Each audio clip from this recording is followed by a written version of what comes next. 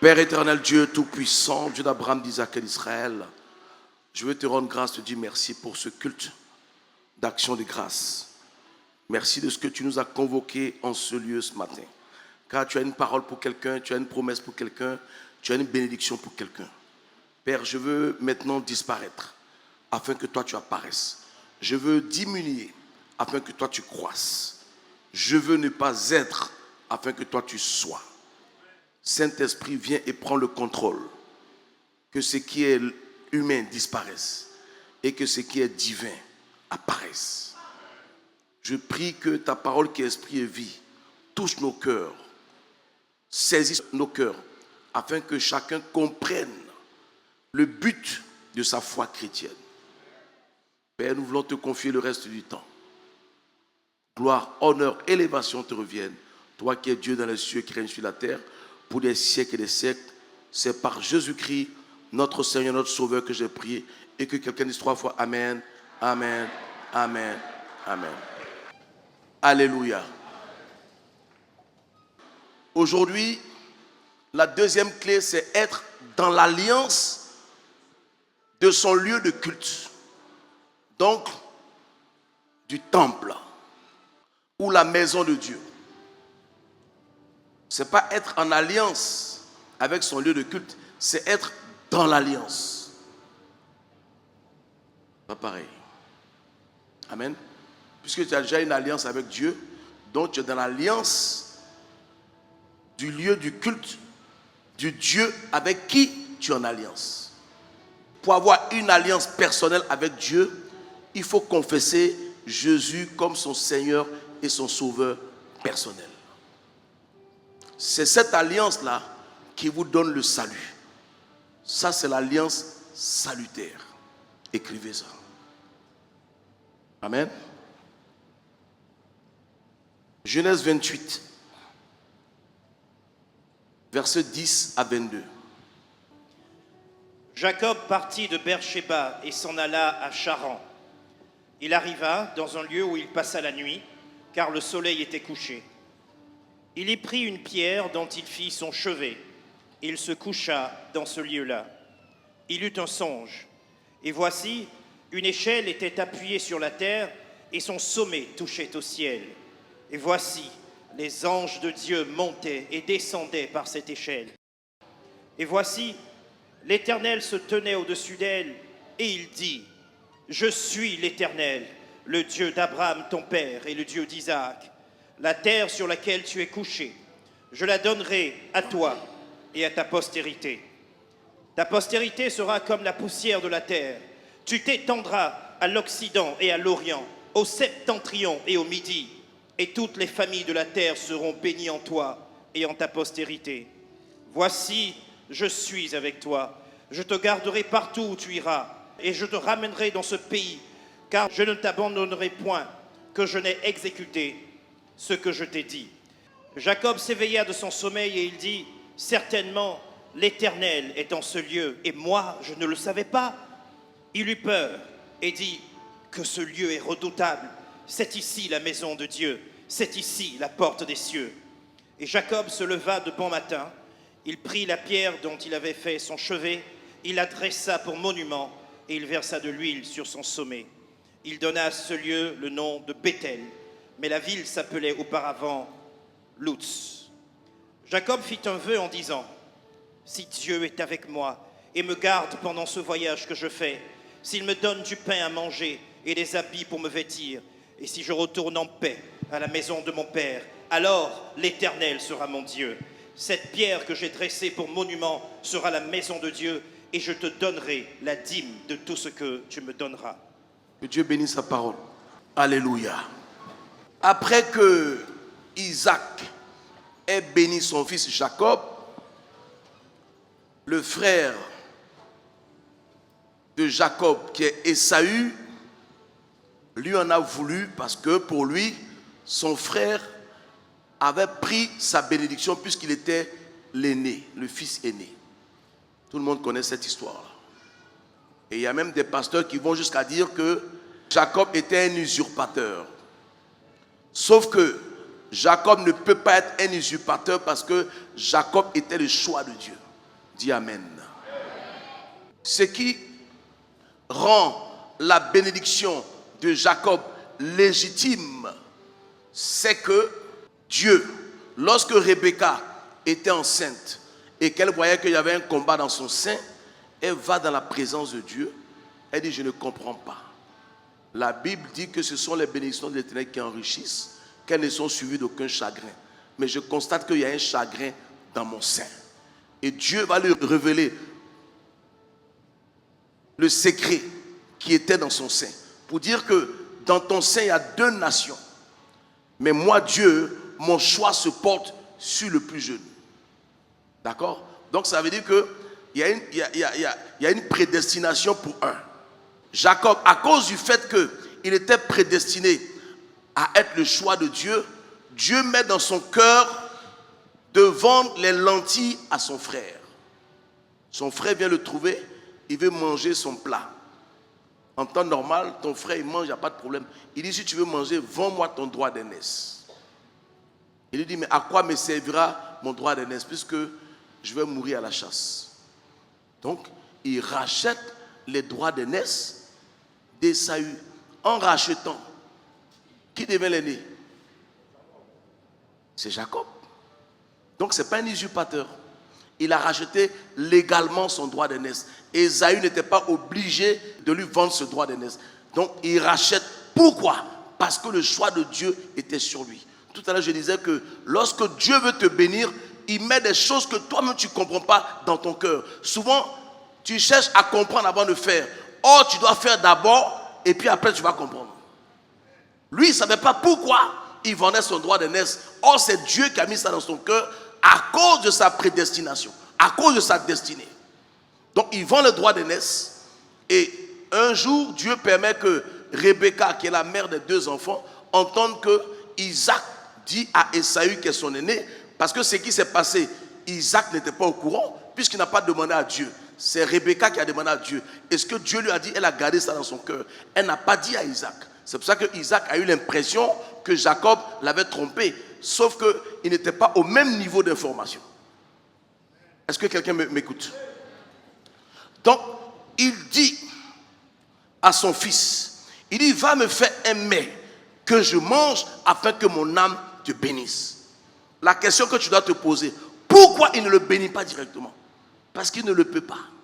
C'est un principe du royaume. Tu ne peux pas moissonner ce que tu n'as pas sémé. Donc, la mère va dire à Jacob, écoute bien ce que je vais te dire. J'ai entendu ton père dire à ton frère d'aller lui chercher du gibier pour lui faire un mets. Va me prendre des chevreaux. Je vais te faire un plat que ton père aime. Et tu iras lui présenter ça. Jacob lui dit, mais si je fais ça et que mon père se rend compte que je ne suis pas Ésaü, au lieu d'avoir la bénédiction, j'aurai la malédiction. Est-ce que quelqu'un de malhonnête réfléchit comme ça? Sa mère lui dit que cette malédiction retombe sur moi. Parce qu'elle savait qu'il n'y avait pas de malédiction. Est-ce que quelqu'un m'écoute? Donc, il obéit. Vous savez, ta bénédiction dépend de qui tu écoutes. Lorsque tu as tendance à faire les choses par toi-même, tu as tendance à tourner en rond. Lorsque tu as un père qui a déjà vécu une expérience, tu n'as plus besoin de vivre la même expérience. C'est pour ça qu'on écoute son père ou on écoute sa mère. Donc, il fait le mets, il envoie à son père le bénit. Sauf que Ésaü lui en veut. Donc il prend la fuite. Sa mère lui dit, va chez mon frère Laban. Donc en partant chez Laban, en chemin, il est fatigué, le soleil se couche et il décide de se reposer un peu et le matin il allait prendre le chemin. Et pendant qu'il est couché, il fait un songe. Dans le songe, il voit des anges à l'endroit où il est couché. Sauf que ces anges-là étaient là avant que lui ne vienne. Il voit une échelle qui monte jusqu'au ciel. Et il voit les anges monter et descendre. Ce qui devait être dans le sens contraire. Puisque les anges vivant au ciel devaient descendre et monter. Mais lui les voit monter et descendre. Et il entend Dieu au sommet de l'échelle qui lui dit, Jacob, je suis le Dieu de ton père Abraham. Et après il dit Isaac. Donc quand il dit je suis le Dieu de ton père Abraham, il rappelle le nom de l'alliance. Parce que chaque alliance a un nom. Et cette alliance-là, c'est l'alliance d'Abraham. Et les deux, Isaac et Jacob, sont les co-héritiers d'Abraham dans cette alliance. Vous verrez qu'il n'a pas dit je suis le Dieu de Noé. Est-ce que vous avez fait attention à ça? Il ne dit pas je suis le Dieu de Noé parce que son alliance avec Noé ne s'est pas perpétuée. Les enfants de Noé n'ont pas entretenu cette alliance. Sauf qu'il y avait une promesse sur la descendance de Sem. Donc voici comment Dieu se révèle à Abraham qui est sémite, qui est descendant de Noé. Mais de Sem jusqu'à Abraham, la famille de Noé n'adorait plus Dieu. Il n'y avait plus de prophétie, il n'y avait pas d'adoration, il n'y avait pas d'offrande, il n'y avait pas de lieu où adorer Dieu. Donc Dieu lui-même se révèle à Abraham pour tisser une nouvelle alliance avec Abraham. D'accord? Donc il tisse l'alliance avec Abraham avant que Abraham meure. Isaac succède à son père. Maintenant que Isaac dit à Jacob que je vais mourir, maintenant il se révèle à Jacob parce que Jacob doit succéder à Isaac. Vous devez comprendre que Dieu ne bénit jamais sans alliance. Dieu ne peut pas investir en toi. Et puis tu vas prendre cette grâce-là pour aller investir dans le monde. Ou bien tu vas aller servir le diable avec.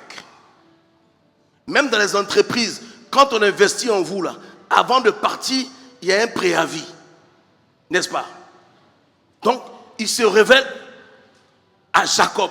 Il dit, je suis le Dieu de ton père Abraham.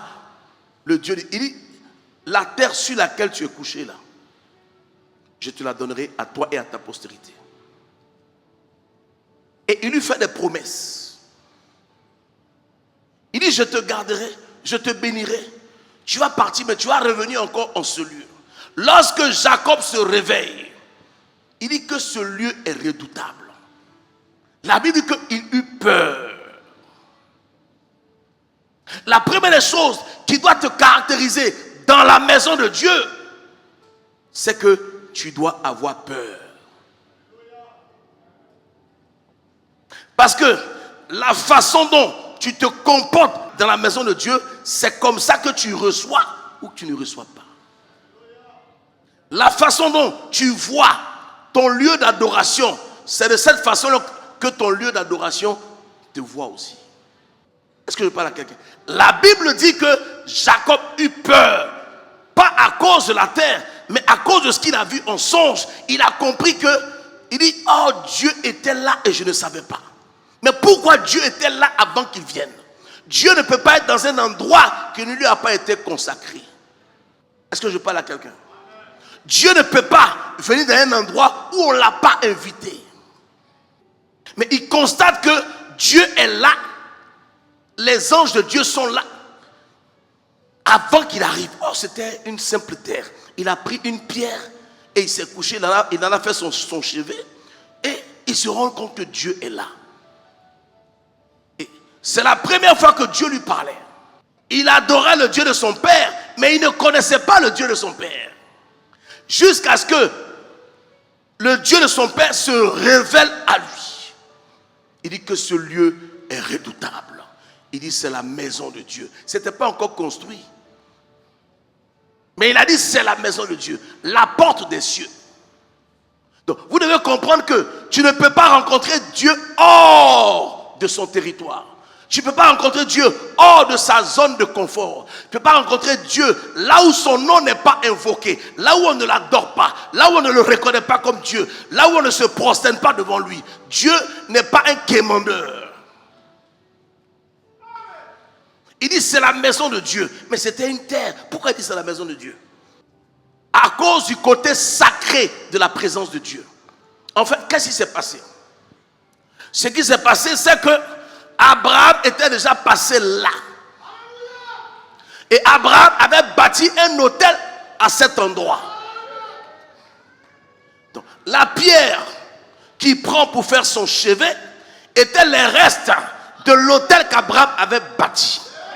Donc, la pierre étant une partie de l'autel, la pierre étant sacrée, la pierre provoque un signal au ciel. Donc, lorsque la pierre commence à signaler au ciel pour dire qu'il y a un fils d'Abraham qui est là, Dieu se révèle à lui. Donc, la pierre le reconnecte. Il reçoit le signal et puis il reçoit la connexion. Parce que si tu n'es pas connecté avec quelqu'un, tu ne peux pas parler à la personne. Donc, Dieu lui parle parce qu'ils sont connectés. Mais c'est le reste de l'autel. Ça veut dire qu'au fil des années, l'autel a disparu parce que personne n'a continué le rituel d'Abraham. Sauf que le lieu avait été déjà consacré à Dieu. Donc ça veut dire que Dieu était déjà là. C'est pour ça que quand vous bâtissez des maisons, on consacre à Dieu. Pourquoi? Pour que les anges de Dieu soient dans votre maison en permanence. On consacre les voitures pour que les anges soient en permanence dans votre voiture. Pour que rien de grave n'arrive à vos maisons, à vos voitures. Partout où tu consacres à Dieu, tu invites Dieu pour lui dire que tu es le propriétaire de cet endroit. Est-ce que quelqu'un m'écoute? Donc il comprend que ce lieu-là, ce n'est pas un lieu simple. C'est une terre. Mais spirituellement, ce lieu-là était la maison de Dieu et la porte des cieux. Dieu tisse son alliance dans sa maison. Quelqu'un me dira que mais Dieu est esprit. Dieu n'habite pas dans les temples faits de main d'homme. Effectivement, Dieu est esprit. Mais Dieu aime les endroits où on reconnaît son nom. Vous savez, je n'ai pas été dans une église. J'ai été converti dans un centre d'études et de recherche biblique. Et eux, ils avaient pour principe de ne pas faire d'église. Donc, ils faisaient des églises maison. Voilà comment moi j'ai été converti. Mais le Seigneur m'a dit, c'est-à-dire que Dieu, un jour, on était assis au maquis. Parce que moi, quand j'ai été converti, j'ai amené tout mon quartier au Seigneur. Brigitte peut témoigner. En 6 mois, j'ai converti tout mon quartier. Et ils étaient au maquis. Moi, j'étais assis avec eux. Et puis, ça discutait. Pendant qu'ils discutent la parole, ils sont en train de boire l'alcool. D'autres fument, d'autres boivent. Et puis, ils débattent. Il y avait d'autres personnes à côté qui buvaient aussi, mais qui n'étaient pas dans le débat.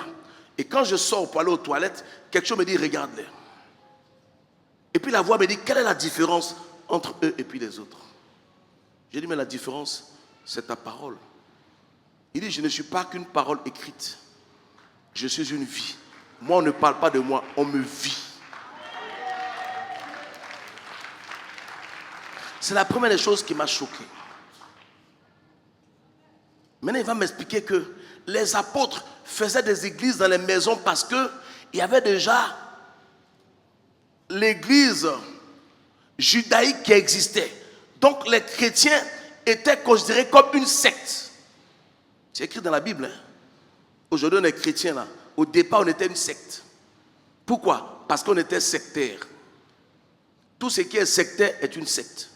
Donc, les gens fonctionnaient officieusement. Dans une maison, on peut adorer Dieu, certes.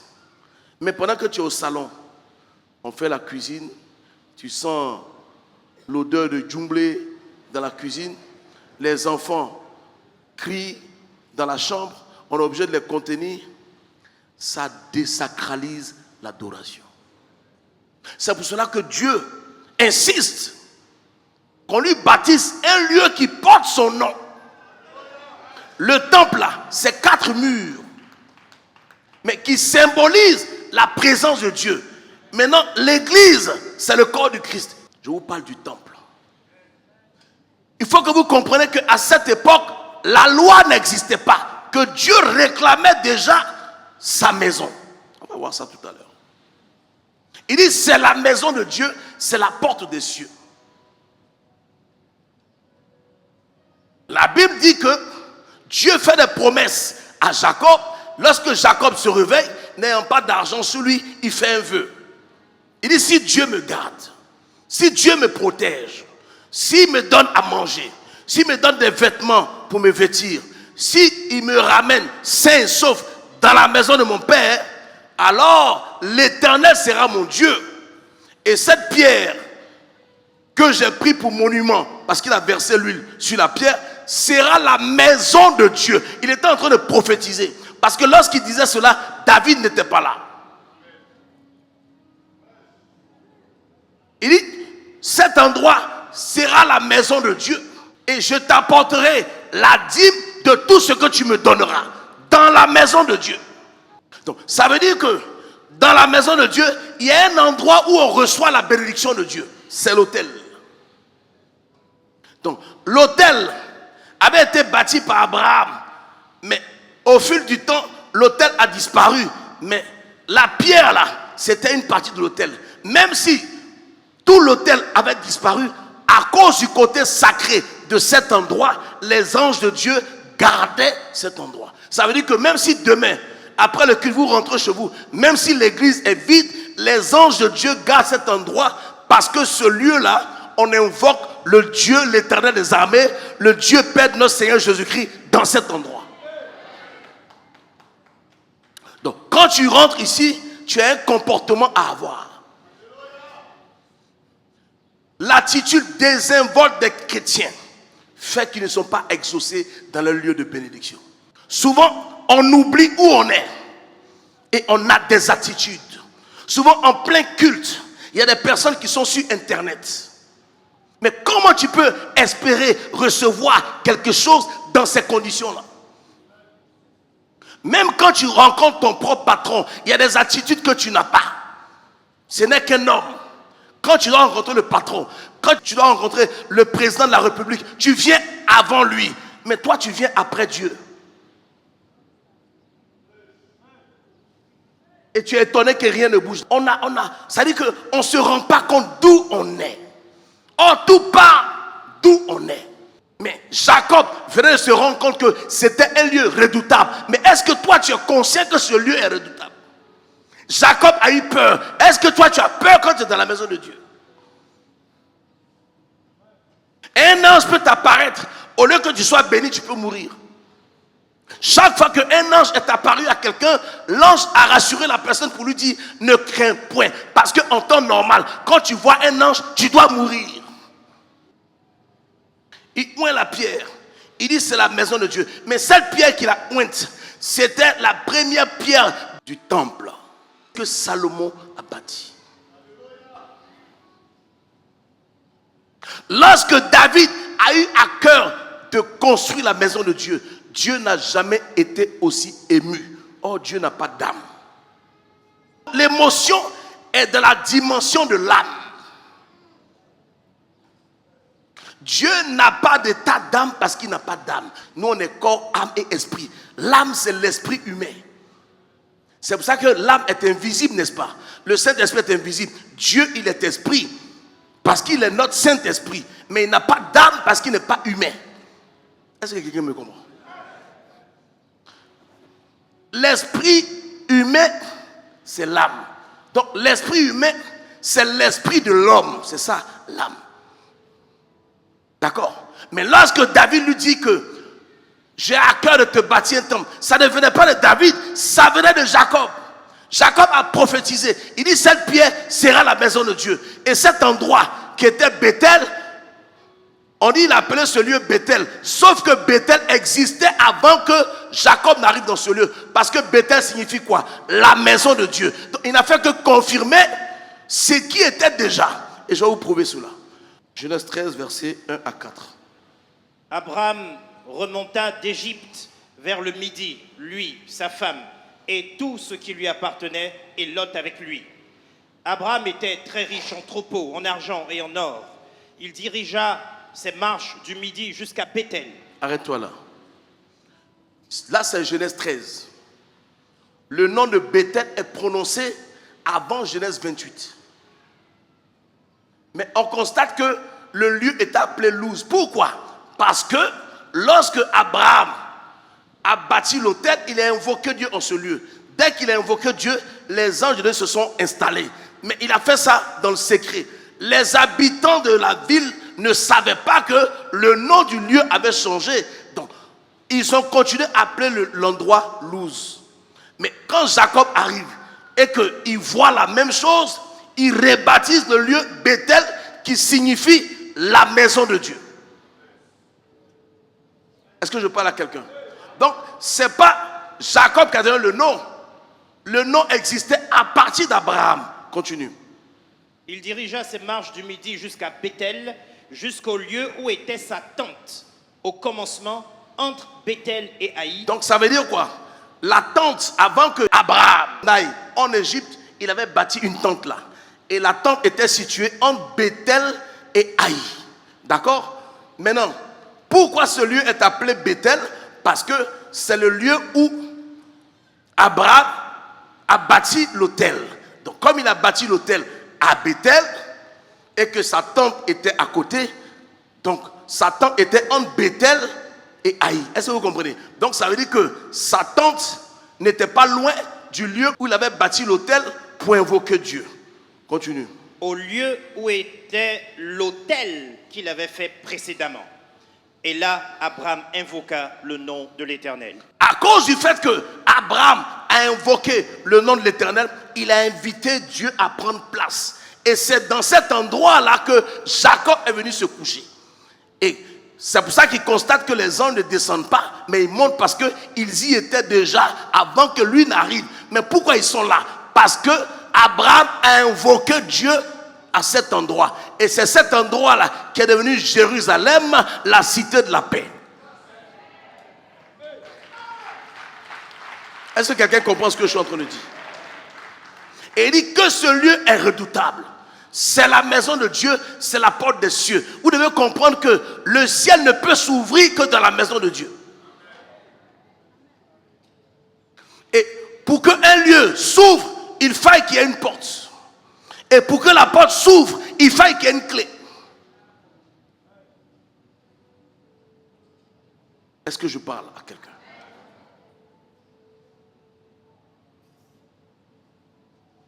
La bénédiction a un lieu. C'est Bethel. La bénédiction a un temps. C'est le temps de Dieu. La bénédiction a un canal. C'est Melchisédek. Il y a un temps. Il y a un lieu. Il y a un canal. Dieu ne bénit jamais directement un homme. Il bénira toujours un homme par un homme. Même pour bénir Abraham, il a fait venir Melchisédek sous une apparence humaine pour le bénir. Tu dois comprendre que Dieu ne peut pas te bénir directement. Ça ne fonctionne pas comme ça. Je parle à quelqu'un. Genèse 35, versets 1 à 7, après 10 à 15. Allons-y. Genèse 35, 1 à 7. Dieu dit à Jacob, lève-toi, monte à Bethel et demeure-y. Là, tu dresseras un autel au Dieu qui t'apparut lorsque tu fuyais Ésaü, ton frère. Arrête-toi là. Tout à l'heure, Dieu s'est révélé à Jacob parce qu'il restait un bout de l'autel qui a donné un signal et Dieu lui a parlé. Mais Dieu n'a pas tissé alliance avec lui. Maintenant, le temps était arrivé pour que Dieu tisse alliance avec Jacob. Donc il lui dit maintenant, je suis le Dieu qui t'est apparu à Bethel. Donc Dieu reconnaît même cet endroit comme étant Bethel. N'est-ce pas? Donc il dit, tu retournes, tu vas me bâtir un autel. Ça veut dire que avant, Jacob ne pouvait pas bâtir l'autel parce que son père n'était pas encore mort. Vous savez, Dieu n'a jamais parlé à Joseph. Vous savez pourquoi? Parce que l'alliance que lui, Dieu, avait avec Jacob était toujours en vigueur. Donc, Joseph est la continuité de Jacob.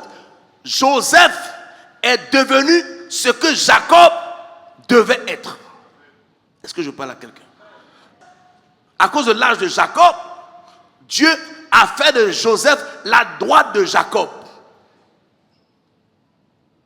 Parce que lorsque Dieu bénit, Jacob lui dit quoi?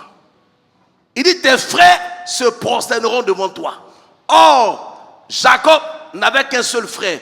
Pourquoi Isaac dit tes frères? Donc, pendant qu'il bénissait Jacob, Joseph était dans ses reins. Donc, il parlait à Joseph pour dire à Joseph que tes frères se prosterneront devant toi. Mais Jacob pouvait penser que c'était à lui que son père parlait. Or, Dieu parlait à Joseph. D'accord? Mais de ce jour-là, Dieu n'a pu parler à Joseph parce que Dieu était en alliance avec Jacob. Lorsque Abraham quitte son pays, il prend Lot avec lui. Malgré la séparation de Lot, Dieu dit, cacherai-je à Abraham ce que je fais? Dieu ne peut pas. Mais Abraham est qui pour que Dieu se remette en cause? Pour dire que, est-ce que je dois cacher à Abraham ce que... Mais il ne peut pas parce que l'alliance fait d'Abraham son allié.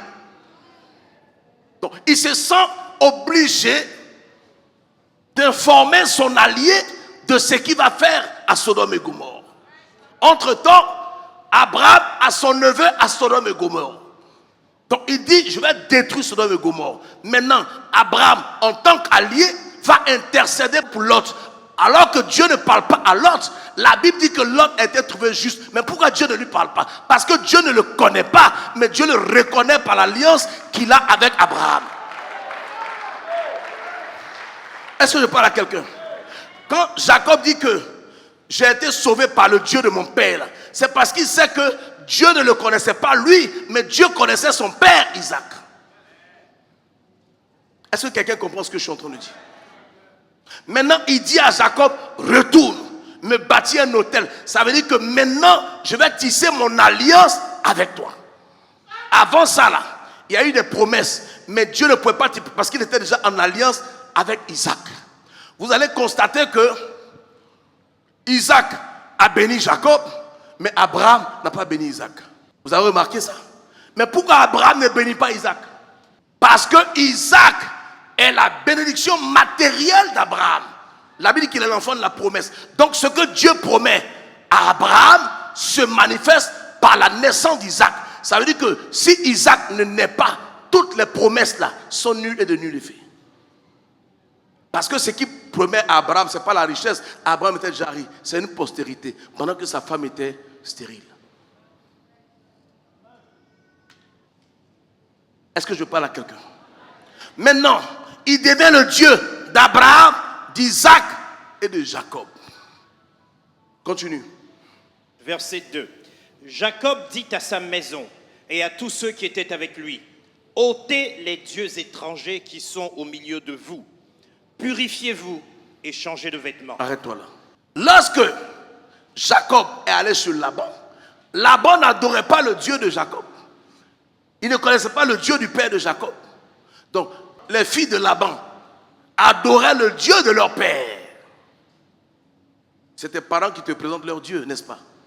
Maintenant qu'il est marié à ses femmes, il leur dit, je retourne bâtir un autel à l'Éternel. Mais avant que vous veniez avec moi, vous devez renoncer à vos anciens dieux. L'autel s'entretient par trois choses. Je vous enseigne, c'est quoi? Quel est le symbole de la Mecque vie, c'est quoi? La loyauté, la fidélité et la constance. La Bible dit que notre Dieu est un Dieu jaloux. Tu ne peux pas venir à l'église et aller chez les marabouts. Tu ne peux pas venir à l'église et aller consulter. Ça veut dire que tu ne crois pas en ce Dieu. Il dit, si vous voulez venir avec moi, en tant que votre mari, c'est mon Dieu que vous devez accepter. Il y a des gens qui acceptent le Dieu de leur femme.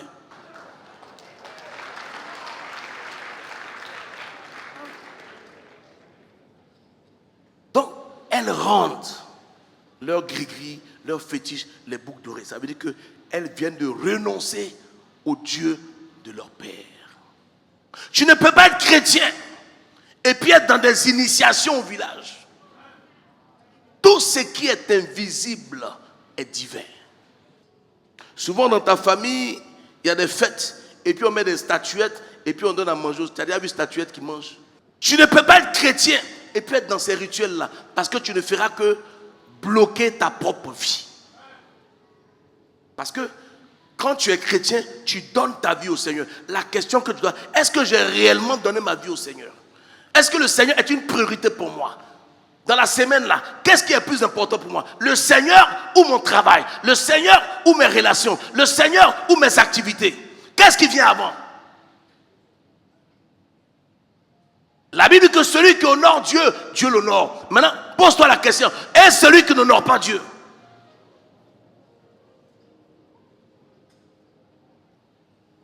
Tu vas au travail à l'heure, tu viens à l'église en retard. Ce que tu ne pouvais pas faire chez ton marabout, tu fais chez ton Dieu. Quand tu as rendez-vous avec le président de la République, tu es là 30 minutes avant ou 1 heure avant. Mais quand tu as rendez-vous avec le Dieu qui a créé le président de la République, tu viens en retard. Dieu n'est pas l'ami de quelqu'un. Si un endroit porte le nom de Dieu, on doit avoir de la déférence pour cet endroit. Quand tu viens dans la maison de Dieu, tu dois venir avec crainte et tremblement. Mais est-ce que c'est le cas? Jacob a eu peur. Est-ce que toi tu as peur quand tu viens ici? C'est ça, la désinvolture, le sans-gêne, la familiarité. C'est ça qui éloigne la bénédiction. Tu ne peux pas te familiariser à un esprit. Tu ne peux pas te familiariser à quelqu'un que tu n'as jamais vu. Tu ne peux pas prétendre connaître un Dieu invisible. On ne connaît le Dieu que ce que Dieu veut qu'on connaisse. Personne ne connaît Dieu. Il dit personne n'a jamais vu Dieu. Seul le Fils unique sorti du sein du Père est celui qui l'a fait connaître. Il n'a pas fait voir. Dieu ne veut pas qu'on le voie. Dieu veut qu'on le connaisse. Mais si tu ne connais pas Dieu, comment tu peux faire la volonté parfaite de Dieu? Tu peux penser faire des choses, mais est-ce que c'est ce que Dieu veut que tu fasses? C'est toute la problématique. On veut adorer Dieu comme on veut. Non. On n'adore pas Dieu comme on veut. On doit adorer Dieu comme Dieu veut. Continue. Verset 3. Nous nous lèverons et nous monterons à Bethel. Là, je dresserai un autel au Dieu qui m'a exaucé dans le jour de ma détresse et qui a été avec moi pendant le voyage que j'ai fait. Ils donnèrent à Jacob tous les dieux étrangers qui étaient entre leurs mains et les anneaux qui étaient à leurs oreilles. Jacob les enfuit sous le térébinthe qui est près de Sichem. Ensuite, ils partirent. La terreur de Dieu se répandit sur les villes qui les entouraient et l'on ne poursuivit point les fils de Jacob. Jacob arriva, lui et tous ceux qui étaient avec lui, à Luz, qui est Bethel, dans le pays de Canaan. Il bâtit là un autel et il appela ce lieu El Bethel, car c'est là que Dieu s'était révélé à lui lorsqu'il fuyait son frère. Ça veut dire quoi? Là où Dieu se révèle à toi est le lieu de ton alliance. Et là où tu as tissé l'alliance, c'est ton lieu de bénédiction. Parce que Dieu ne te bénira jamais hors de ton alliance. Vous allez remarquer que les chrétiens qui ne sont jamais bénis, ce sont les anciens chrétiens qui ont fait plusieurs églises. Je vous explique. Comment ça se passe? Lorsque tu vas dans une église, tu confesses Jésus comme Seigneur et Sauveur personnel, tu viens de tisser une alliance personnelle avec ton Dieu. Sauf que tu ne connais pas Dieu. Donc Dieu te confie à un homme qui va t'apprendre à le connaître. Et là, le lieu où tu apprends à connaître Dieu là, c'est là que tu viens adorer Dieu, n'est-ce pas? Donc c'est le lieu de ton adoration. Tu dois être dans cette alliance. Le lieu de ton adoration est comme l'arche dans laquelle Noé était avec ses fils. C'est ce lieu-là qui te protège. C'est ce lieu-là qui te garde. De la même manière que Noé et ses fils ont été protégés dans ce lieu, c'est comme ça que Dieu te protège. Mais lorsque tu sors de cette arche-là, tu es exposé. Si les fils de Noé n'étaient pas dans l'arche, qu'est-ce qui se serait passé? Ils seraient morts. Donc, il y a des personnes qui se retrouvent dans des églises qui ne sont pas leur lieu d'adoration, donc des endroits où ils n'ont aucune alliance. Donc ça veut dire que tu es dans l'église, mais l'alliance ne te reconnaît pas. Donc, lorsqu'on parle de bénédiction, tu n'es pas concerné parce que ton nom n'est pas inscrit. Donc, quand quelqu'un se promène d'église en église, il pense que le problème, c'est l'église où il était. Or, le problème est à l'intérieur de lui et il transporte son problème. C'est pour ça que vous allez remarquer que partout où il va, c'est le même problème. Parce que lui-même, il est propriétaire de son problème. Donc, malheur à celui qui s'est trompé de son lieu d'adoration. Parce que les autres recevront leur bénédiction parce que leur nom est inscrit. Toi, ton nom n'est pas inscrit. Tu es comme un étranger.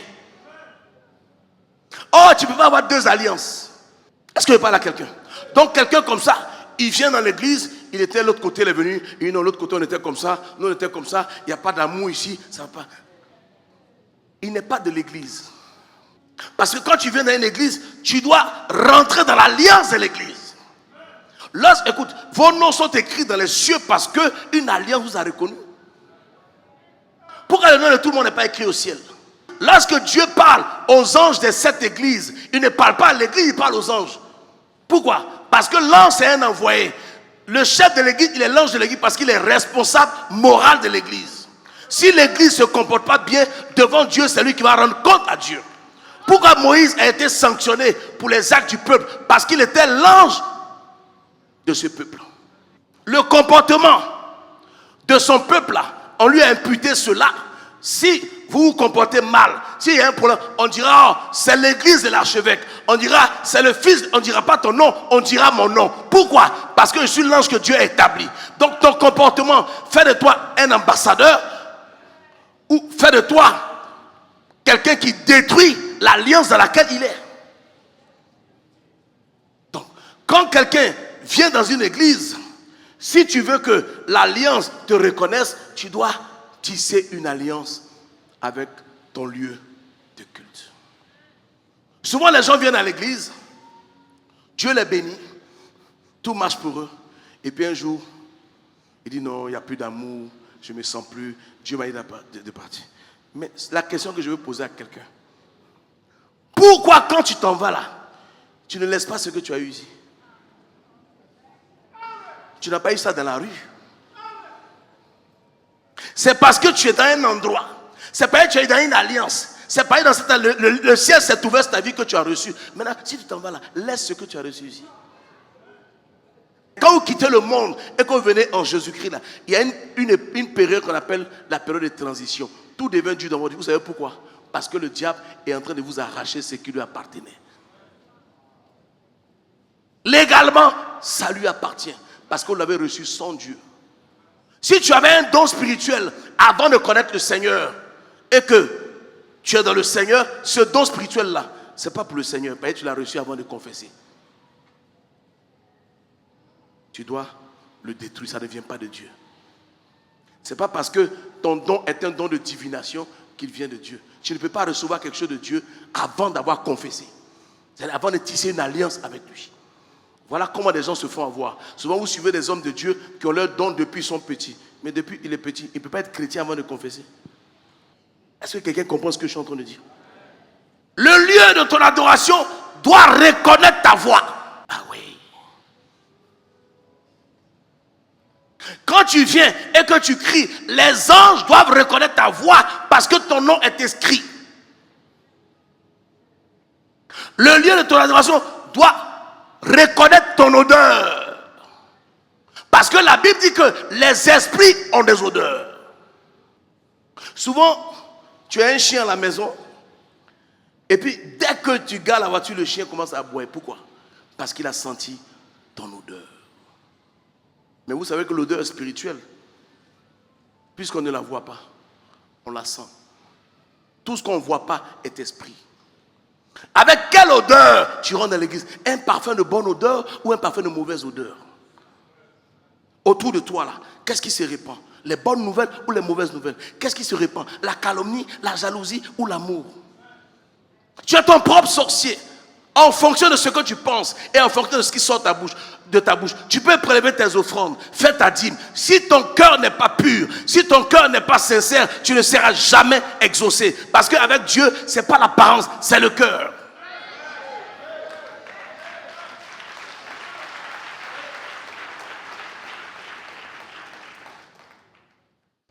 Souvent, je suis peiné parce que les églises ne comprennent rien. Ouais, nous, quand on était à l'église catholique, même quand l'église est vide, quand tu rentres dans l'église, tu t'inclines. Quand l'église est vide, tu viens à l'autel, tu pries comme si Dieu était là. Vous n'allez jamais voir dans une mosquée un musulman allumer son portable pendant qu'il est dans la mosquée. Ce qui fait agir le miracle, c'est la sacralité que tu donnes au lieu de ton culte. Si tu désacralises, si tu démystifies, si tu vulgarises le lieu de ta bénédiction, tu ne peux rien recevoir de cet endroit. C'est ta façon de voir l'œuvre de Dieu, la maison de Dieu, que Dieu te voit dans sa maison.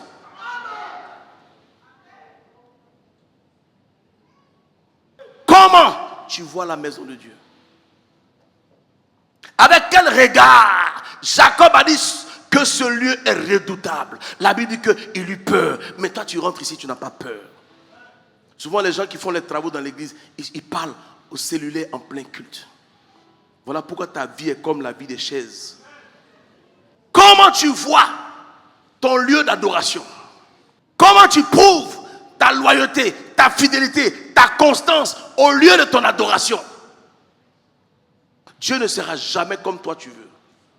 Parce que c'est un Dieu souverain. Dieu ne sera jamais comme toi tu penses. Parce qu'il a déjà sa pensée. Il faut qu'on soit humble. La Bible dit que celui qui croit connaître n'a pas encore connu. Que celui qui croit être debout prie pour ne pas tomber. On n'est pas humble. Il dit 1 heure dans tes parvis vaut mieux que 1000 ailleurs. Mais est-ce que tu es à l'aise à la maison de Dieu? Ou bien est-ce que tu es pressé? Quand tu es là, tu regardes ta montre. Il y a autre chose qui vient avant Dieu. Tu es là, ton corps est là, ton esprit est ailleurs. Et tu penses que ce Dieu-là ne voit pas ton cœur. Il dit, vous les hommes, vous regardez à la part. Moi, Dieu, je regarde. Dieu regarde à ton cœur pendant que tu es assis là. C'est-à-dire qu'il y a des gens, c'est quand ils sont dans la main de Dieu, ils dorment. Quand ils sont dehors, ils sont éveillés. C'est ça le problème. Et tu vas voir, tu dis, ça avance plaisamment, mais les autres ne dorment pas. Lorsque tu dors là, c'est comme si tu es mort. Donc, ça ne te concerne pas. Là où tu as dormi là, ce qu'on a dit là ne te concerne pas. Tu ne fais pas gardiennage, tu viens dormir à l'église. Je ne comprends pas. Est-ce que tu sais où tu es? Est-ce que tu sais où tu es? C'est toi. Jacob a réalisé une plateforme. Ça dit que l'autel là, c'est la plateforme où l'humain rencontre le divin, où l'homme rencontre son créateur, où la créature rencontre le créateur. Quand tu es en face de cet autel là, tu as un comportement à avoir. Ce qui doit te caractériser, c'est la peur, la crainte et le tremblement. Les évangéliques sont trop à l'aise avec Dieu. Ils connaissent trop Dieu. Dieu leur parle au WC, Dieu leur parle dans la douche, Dieu leur parle trop. Mais à la fin de la journée, Dieu ne leur a jamais parlé. Parce qu'ils prennent leur pensée pour la parole de Dieu. Où crois-tu que tu es? Il y a des choses que tu ne peux même pas faire dans ta maison. Est-ce que toi tu peux mettre chewing-gum dans ton fauteuil? Tu es assis, tu mets chewing-gum sous le... C'est-à-dire que tu marches même chewing-gum dans l'église. Dis à quelqu'un, c'est de toi on parle. Il y a une attitude à avoir dans la maison de Dieu. Quand tu t'assois devant la reine d'Angleterre, tu ne peux pas croiser les jambes. Vous savez ça? Il y a des gens qui pensent que croiser les jambes, c'est un style. Non. Une grande dame ne croise pas les jambes. Elle ferme les jambes et puis elle les met de côté. Elle les met en biais. Où est-ce que tu te crois? Quand tu rentres là, avant de rentrer là, je vois les vidéos, hein. Il y en a qui rentrent, s'inclinent, il y en a qui ne s'inclinent pas. Comment tu vois le lieu de ton adoration? C'est comme ça celui-là te voit. En diplomatie, c'est quoi? La réciprocité. Tu n'honores pas Dieu, Dieu ne t'honore pas. Tu ne grandis pas Dieu, il ne te grandit pas. Changer de paradigme changer d'attitude. C'est pour cela que quelqu'un qui n'a pas d'éducation ne peut pas réussir dans la maison de Dieu. Parce que la marche avec Dieu est une marche éducationnelle. Comportementale.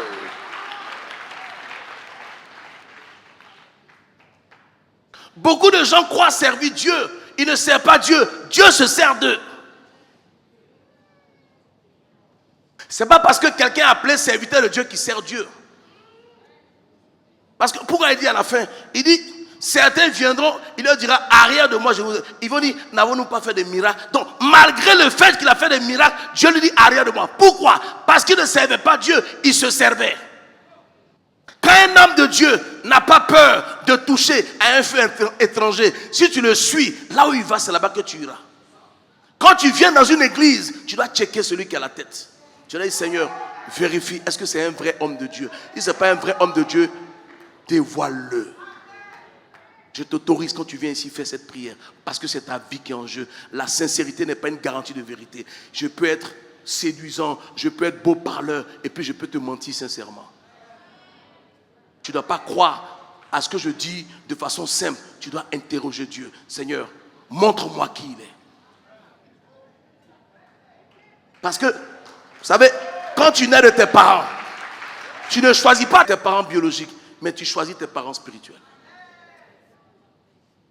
Mais avant de rentrer dans l'alliance, tu dois savoir qui tu as affaire. Il y a des loups dans la bergerie. Il y a des pasteurs qui sont de vrais escrocs. Il y a des pasteurs qui ne sont pas pasteurs, qui bossent des livres pour venir prêcher. Et puis ils sont très éloquents. Il y a des pasteurs qui sont homosexuels. Et qui paraissent bien. Or, Dieu condamne l'homosexualité. Donc, on ne suit pas quelqu'un parce que l'église, c'est pas comme une boutique. Tu ne vas pas à l'église parce que c'est à côté de ta maison. Tu vas à l'église parce que c'est ton lieu d'alliance. C'est ton lieu de bénédiction. C'est le lieu où Dieu a fait des promesses pour toi.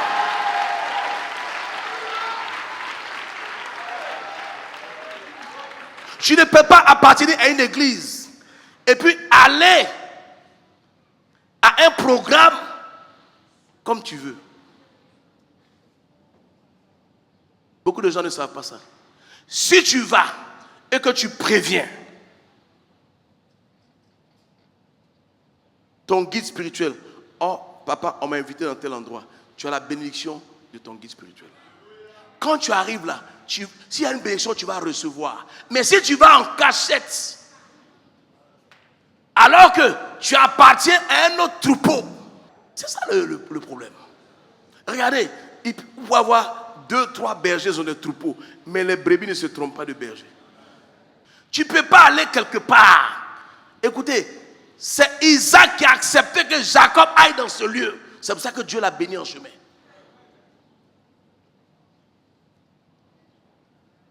C'est très important. Connaître des pasteurs ne garantit pas ta bénédiction.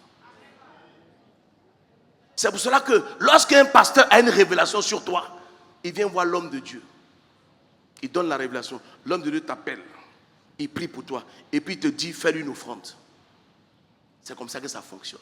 Mais si tu vas voir quelqu'un derrière ton pasteur, il va prier, il va cracher du feu. Tu ne seras jamais béni. Même ce que tu as reçu, tu vas le perdre. Parce que tout ce que Dieu donne est sécurisé par une alliance. Mais si tu reçois hors de l'alliance, ça ne reste pas.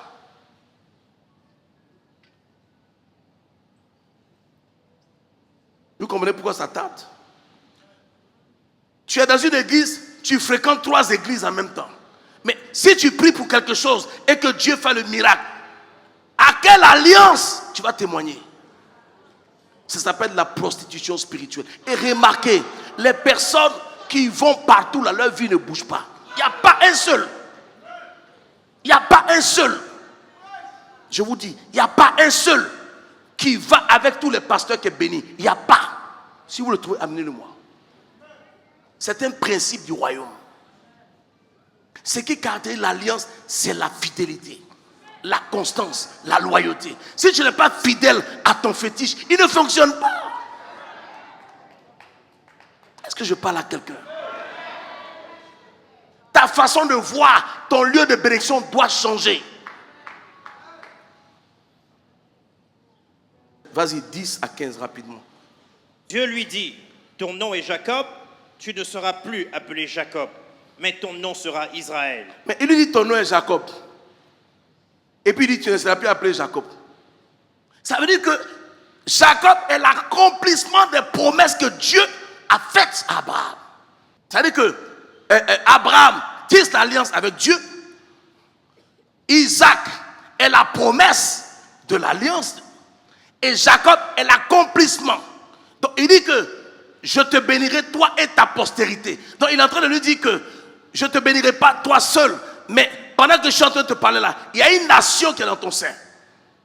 La nation, à partir de cette nation, il y aura des multiples nations. Il dit je te multiplie. Te multiplier veut dire quoi? Ça veut dire que quand Dieu fait alliance avec Kodja et qu'il dit je te multiplie, il veut que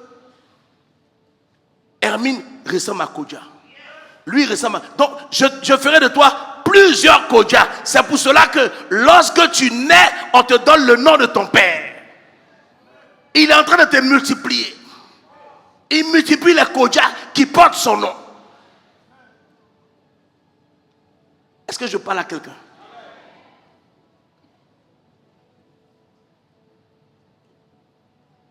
Voilà toute la problématique. Tu crois servir Dieu, mais tu ne comprends pas Dieu.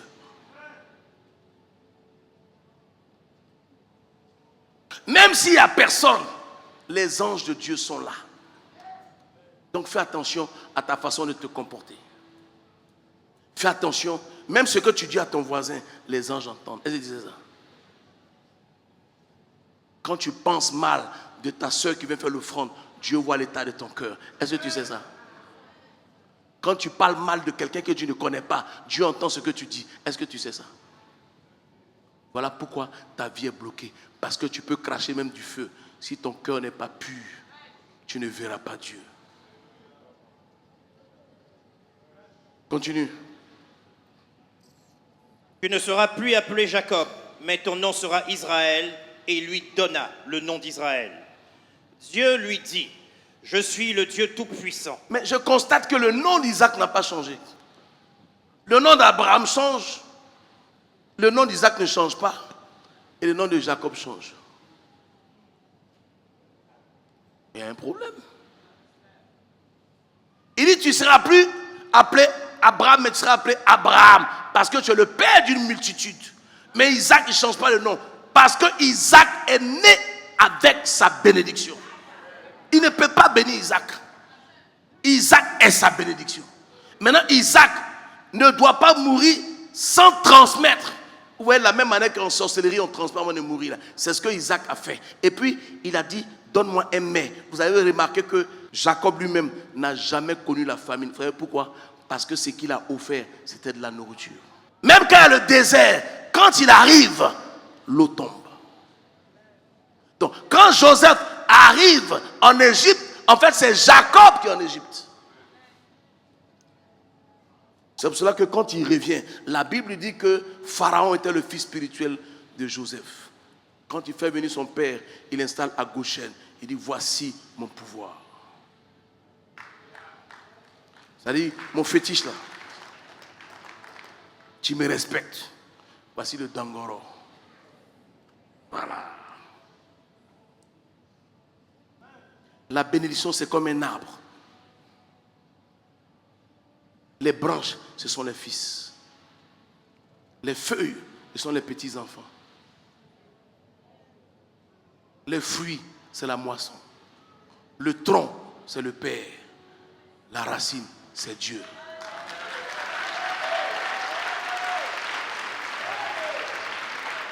Mais dans tout ça, le tronc est gros, mais il n'est pas le plus important. Il dépend de la racine. La branche est belle, elle dépend du tronc. Donc, lorsque il y a des fruits sur la branche, il ne faut pas que la branche pense que les fruits sont arrivés grâce à elle. Il ne faut pas que le tronc pense que la branche existe grâce à lui. Tout vient de la racine. Et la racine, c'est l'alliance. Si tu comprends ça, tu n'auras plus de problème dans ta vie. C'est pour ça que les anglophones prospèrent. Parce qu'ils ont compris ce principe. Amen. Fini. Je suis le Dieu Tout-Puissant. Sois fécond et multiplie. Une nation et une multitude de nations naîtront de toi, et des rois sortiront de tes reins. Verset 12. Je te donnerai le pays que j'ai donné à Abraham et à Isaac, et je donnerai ce pays à ta postérité après toi. Dieu s'éleva au-dessus de lui, dans le lieu où il lui avait parlé. Et Jacob dressa un monument dans le lieu où Dieu lui avait parlé, un monument de pierre sur lequel il fit une libation et versa de l'huile. Jacob donna le nom de Béthel au lieu où Dieu lui avait parlé. Vous voyez pourquoi les gens n'arrivent pas à détrôner Israël? Parce que Dieu a donné Israël à son peuple. Si vous ne comprenez pas ce qui se passe en Israël, ne commentez pas. Ne vous mêlez pas. C'est un combat spirituel qui se passe en Israël. C'est la promesse que Dieu a faite à Abraham, Isaac et Jacob qui se perpétue. On va prendre Malachie 3, 8 à 11. Un homme trompe-t-il Dieu, car vous me trompez? Et vous dites, en quoi t'avons-nous trompé? Dans les dîmes et les offrandes. Ça veut dire que celui qui ne fait pas ses offrandes, qui ne donne pas sa dîme, Dieu considère que tu le trompes. Parce que le problème avec la dîme, c'est que quand tu as 100 000, ne pense pas que tu as 100 000. Pense que tu as 90 000. Parce que les 10 000 ne sont pas à toi. Tu ne donnes pas à qui tu veux. Tu ne donnes pas au pasteur qui te plaît. Tu donnes à la bouche autorisée. C'est lui qui a la grâce de Melchisedec, qui peut libérer quelque chose dans ta vie. C'est tout le problème. Si tu gardes, il y a beaucoup de gens qui ne prospèrent pas à cause de ça. Qui sont dans l'église, qui ne donnent pas leur dîme, mais ils ne prospèrent pas. Ils touchent de l'argent, mais ils ne gardent pas leur argent. Parce que la sémence est restée dans leur moisson et la sémence détruit la moisson. C'est pour ça qu'on la prélève, on la met à part. Continue. Vous êtes frappés par la malédiction et vous me trompez, la nation tout entière? Il dit, vous êtes frappés par la malédiction. Il ne dit pas que vous êtes maudits. Donc l'acte que vous avez posé fait que vous êtes frappés par la malédiction comme une lèpre. Être maudit et être frappé, ce n'est pas la même chose. Être maudit est générationnel.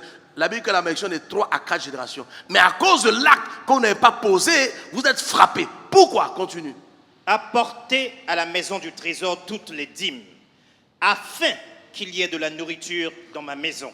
Voici la raison. Ça veut dire que la maison qui doit te bénir ne peut pas être pauvre. Parce que ce que quelqu'un n'a pas, il ne peut pas te donner. Continue. Mettez-moi de la sorte à l'épreuve, dit l'Éternel des armées, et vous verrez si je n'ouvre pas pour vous les écluses des cieux, si je ne répands pas sur vous la bénédiction en abondance. Arrête-toi là. Il dit apporter à la maison du trésor. La maison du trésor là, c'est où? C'est Béthel. Béthel veut dire la maison de Dieu. Donc la maison du trésor, c'est la maison de Dieu, là où il y a les portes des cieux. C'est pour cela que lorsque tu apportes ta dîme à la maison du trésor, qui est la maison de Dieu, qui veut dire Béthel, Dieu ouvre les écluses des cieux. Pourquoi il ouvre les écluses des cieux? Parce que dans la maison de Dieu, il y a les portes des cieux. Donc, il y a un endroit où le ciel s'ouvre. Le ciel ne s'ouvre pas partout. Maintenant, la porte là, qu'est-ce qui ouvre la porte? La dîme est la clé qui ouvre la porte. Est-ce que vous comprenez? Donc, ça veut dire que si tu donnes ta dîme hors de la maison de Dieu, il n'y a pas de porte là-bas, il n'y a pas de clé. Bon, il n'y a même pas de porte. Même si tu as la clé, tu vas ouvrir dans quelle porte? Est-ce que quelqu'un comprend ce que je suis en train de dire? Donc, quand Jacob dit, celui-là, c'est la maison de Dieu là, c'est cette maison-là que Salomon a bâtie. D'accord? Salomon bâtit. Maintenant, il dit, apportez à la maison du trésor vos dîmes. Mettez-moi de la sorte à l'épreuve. Et vous aussi, je n'ouvre pas les écluses. Donc, ça veut dire que les écluses des cieux sont fermées pour toute personne qui n'apporte pas à la maison du trésor. Donc, le ciel n'est pas ouvert en permanence. Le ciel est fermé. Et même pour que le ciel s'ouvre, il faut trouver une porte. Et la porte se trouve dans la maison de Dieu qui est Béthel. Parce que les gens pensent que Dieu ouvre le ciel comme ça. Non, il ouvre le ciel où il y a la porte des cieux. Et la porte des cieux est un endroit localisé. C'est Bethel. Bethel signifie la maison de Dieu. Donc, quand un endroit est reconnu comme la maison de Dieu, c'est que c'est Bethel. Donc, dans cet endroit-là, si tu es dans l'alliance de cet endroit te reconnaît. Cet endroit reconnaît ta voix. Elle reconnaît ton adoration. Elle reconnaît ta louange. Elle reconnaît tes pas de danse. Elle reconnaît ton acclamation. Lorsque ton nom est inscrit dans cet endroit, lorsque tu apportes ta dîme, le ciel s'ouvre. Pourquoi? Parce que la dîme est la clé qui ouvre les écluses des cieux, mais par la porte des cieux. Pas n'importe où. Est-ce que quelqu'un comprend ce que je suis en train de dire? Voici pourquoi les gens, parce que souvent, ils apportent leur dîme, mais là où il n'y a pas de porte. Donc la clé ne sert à rien. Si tu donnes ta dîme à quelqu'un qui n'est pas mandaté de te bénir, il ne peut pas te bénir. Écoutez, si Jacob n'avait pas été choisi par Dieu pour être béni, quel que soit ce que Isaac allait prononcer, la bénédiction serait nulle et de nul effet. Je reprends. Si Jacob n'avait pas racheté les droits de naissance d'Ésaü, Ésaü serait resté l'aîné. Et si Isaac, même s'il se déguisait, la bénédiction n'allait pas fonctionner parce que de la même manière qu'une malédiction sans cause n'a point de fait, une bénédiction sans cause n'a point de fait. Si la bénédiction qu'on te transmet là, si tu ne la mérites pas, tu ne la recevras pas.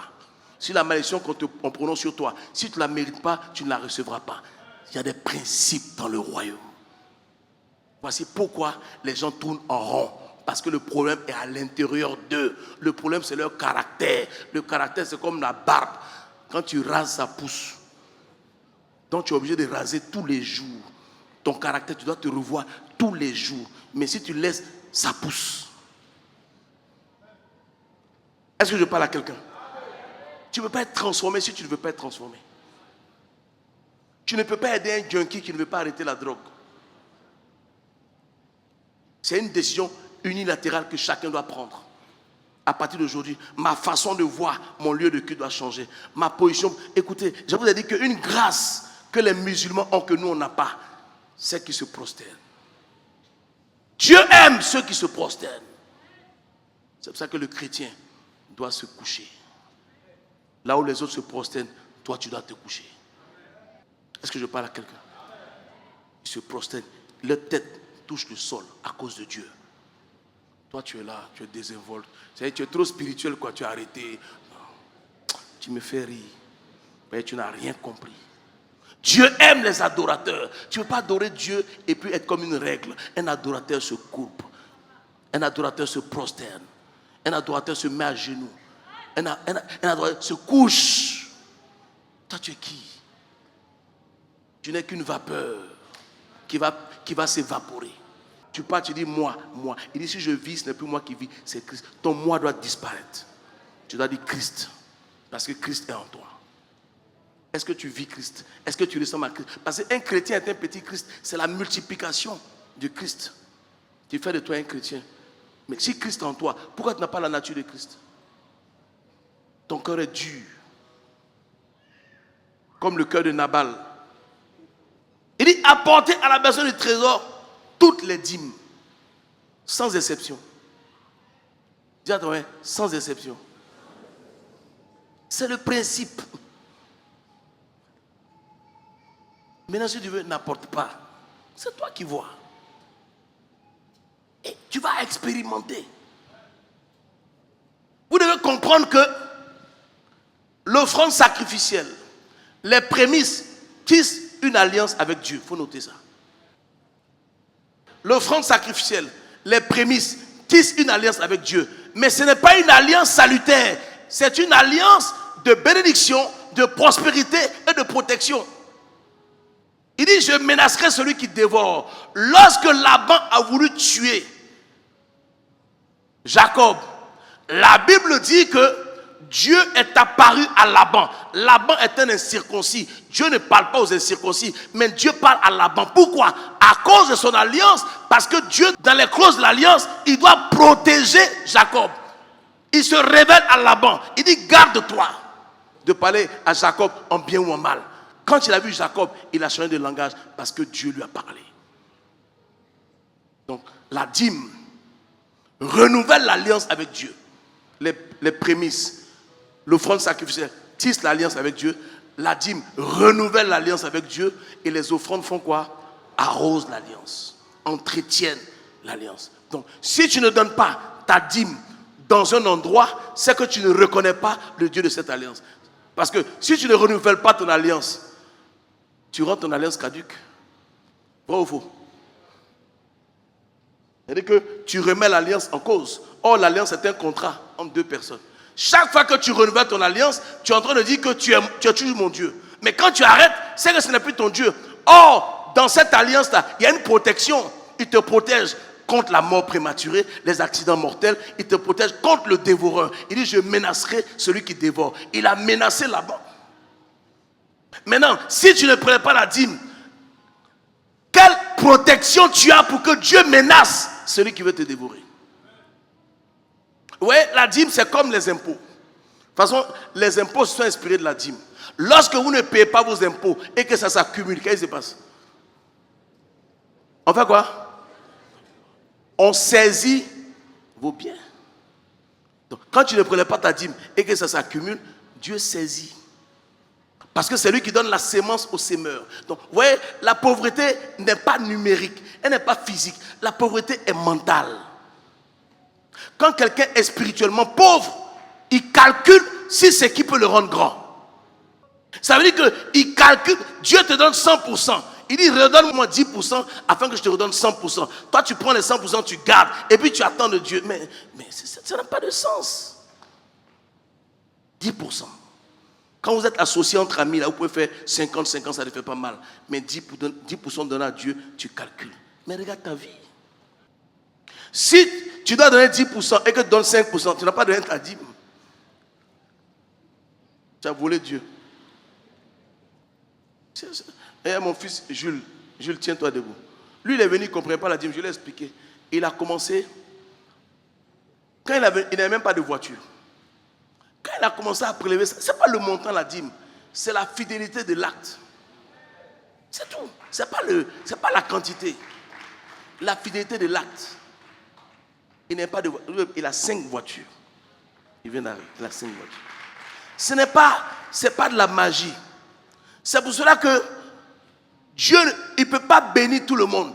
Il dit, il donne la prospérité. Si Dieu ne t'a pas donné la prospérité, tu ne peux pas poser l'acte qui rend prospère. C'est pour ça que moi, je ne vais pas dire à quelqu'un, non, donne ta vie. Si tu veux, tu donnes. Mais quand je suis proche à des personnes, je tire l'attention. Pour dire quoi? Si Dieu ne t'a pas donné la culture du donner, tu ne penses même pas donner. Tu ne peux pas. Tu penses, ça ne traverse même pas ton esprit. Parce que tu n'es pas parmi ceux que Dieu a choisi, à qui il veut donner la prospérité. Parce que quand il te donne là, c'est pour que tu sois une source de bénédiction pour les autres. L'avare, c'est l'homme le plus malheureux du monde, parce qu'il ne jouit même pas de ses avoirs. C'est-à-dire qu'il garde juste quand il meurt, et puis c'est des ingrats qui mangent. Il dit, gardez-vous avec soin de toute avarice, sans exception. Amen. Donc, quand tu donnes la dîme, tu renouvelles. Quand tu fais l'offrande, tu arroses la dîme. C'est ce qui prouve que c'est ton lieu d'adoration. C'est ce qui prouve que tu es fidèle à ton lieu d'adoration. Parce que ta présence prouve que tu es fidèle. Ta louange, ton adoration, ta façon de prier, ta façon de louer, ta façon de danser, tes offrandes prouvent ton adoration. Parce que l'adorateur, c'est celui qui donne. Le prieur, c'est celui qui demande. Maintenant, pose-toi la question. Je suis un adorateur, je suis un prieur. Parce que ce n'est qu'une prière. Si Dieu veut, il t'exauce. Mais l'adoration rend Dieu rédevable. Et Dieu n'est le débiteur de personne. Celui qui m'écoute réussit. Que Dieu vous bénisse.